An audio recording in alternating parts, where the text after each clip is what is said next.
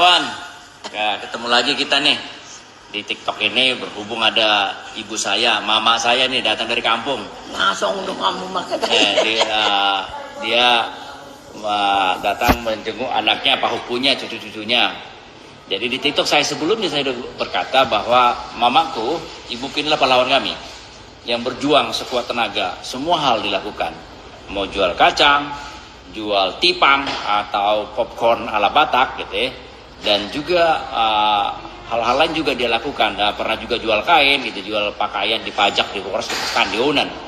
Bagaimana agar anak-anaknya di sekolah. Nah sekarang kita dengarkan ini ibu saya bagaimana pengalamannya, bagaimana dia berjuang.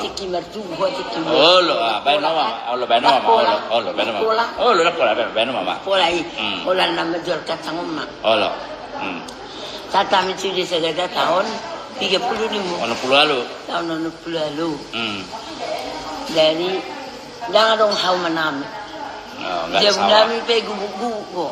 Ya, rumahnya juga gubuk. Oke. Jadi mengulam itu hau mah. Iya. Kerja di sawah. Sewa. Sawah pun disewa.